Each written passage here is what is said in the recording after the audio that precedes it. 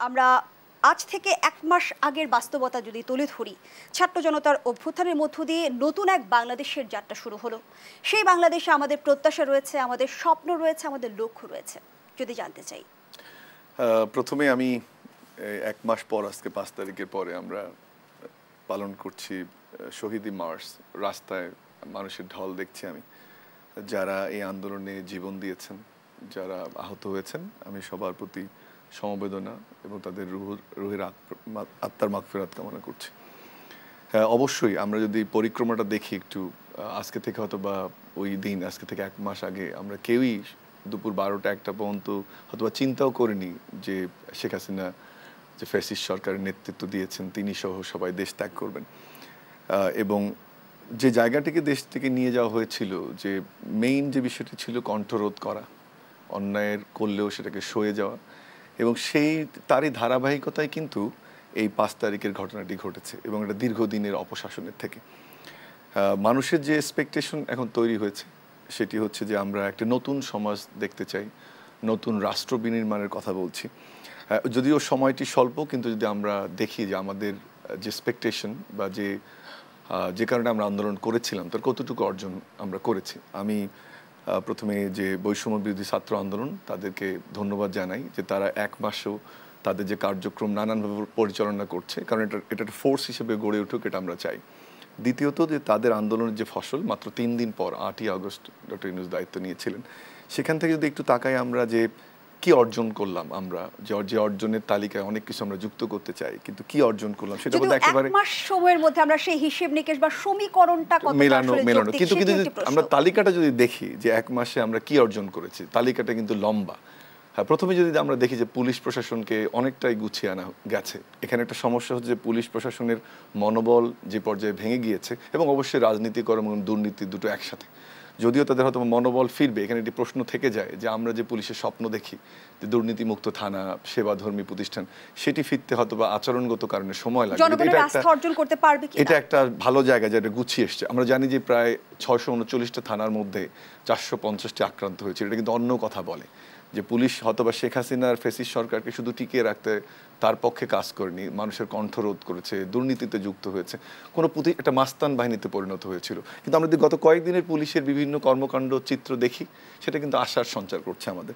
দ্বিতীয়ত, প্রশাসনে অনেক বড় রদবদল হয়েছে। বিচার বিভাগে আমরা শুনেছি কু করতে চেয়েছিল এবং পরে প্রমাণিত হয়েছে, সেটাকে রোধ করা গেছে, এবং নতুন একটি বিচার বিভাগ আমরা যে স্বপ্ন দেখছিলাম সেটা বোধহয় শুরু আমরা করতে পেরেছি। এরপরে দেখেন যে মামলাগুলো করা হয়েছিল, ঢালাও মামলাগুলো ডক্টর ইউনূস সহ, খালেদা জিয়া সহ, সেগুলো রায় হয়েছে বা প্রত্যাহার হয়েছে, যেগুলো মামলা সঠিক নয়।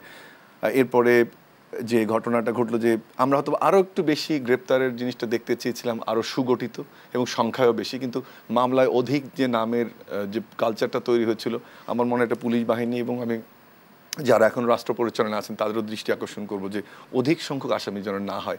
যদিও বলা হচ্ছে যে পরবর্তীতে তদন্ত সাপেক্ষে এটা রহিত করা হবে, কিন্তু আওয়ামী লীগের সময় আমরা কি দেখেছি, অধিক সংখ্যক আসামি থাকলে একটা বাণিজ্য সুযোগ থাকে, পুলিশ সেটাকে নিয়ে বাণিজ্য করেছে, সেই যে সুযোগটা আমরা দেখতে চাই না। কিন্তু অপরপক্ষে আমরা দেখছি যে এই গ্রেপ্তারের ক্ষেত্রে যদিও পুলিশের মনোবল বা গোয়েন্দা তথ্য হয়তো বা আর একটু সুগঠিত হলে আমরা আরও সফলতা দেখতে পাবো, যে আমরা যারা দুর্নীতিগ্রস্ত মন্ত্রী এমপি ছিলেন সেই গ্রেপ্তারগুলো আর একটু গতিশীল করা দরকার বলে আমি মনে করি।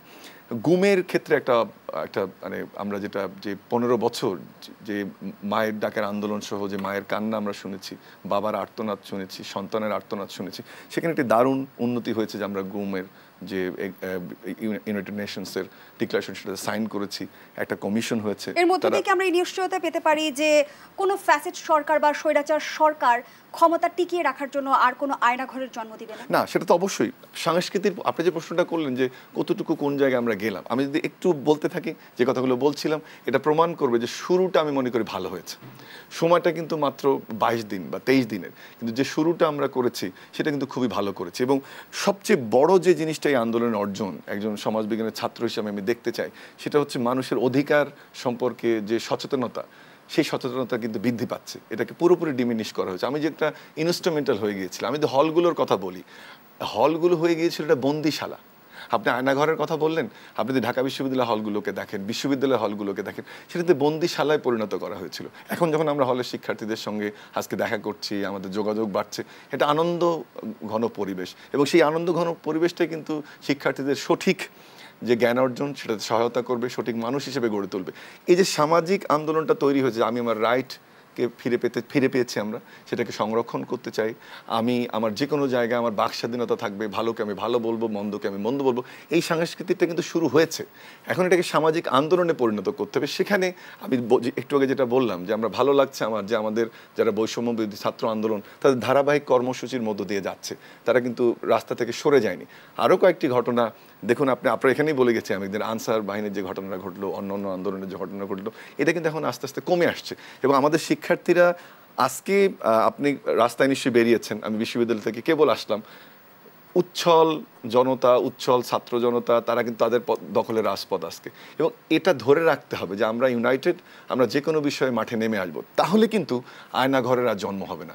যে রাজনৈতিক দলগুলো একটা প্রক্রিয়ায় এই সরকার নির্বাচনে যাবে, সংস্কার করে কতদিনের সময় লাগবে সেটা আমরা জানি না, কিন্তু আয়নাঘরের যে প্রশ্নটি আপনি করলেন, আমরা যদি আমাদের অধিকারের দাবিগুলো আদায় করতে থাকি, আমরা যদি রাজপথে থাকি, আমরা যদি রাজপথে স্টুডেন্টদের অবস্থান ধরে রাখতে পারি, তাতে যদি সমাজের সব শ্রেণীর মানুষগুলো আমরা আস্তে আস্তে যুক্ত হই, তাহলে কিন্তু আয়নাঘরের যে জন্ম হবে না, এ বিষয়ে আমি মোটামুটি নিশ্চিত যে আয়নাঘর তৈরি হওয়ার সম্ভাবনা ততটাই কমে আসবে।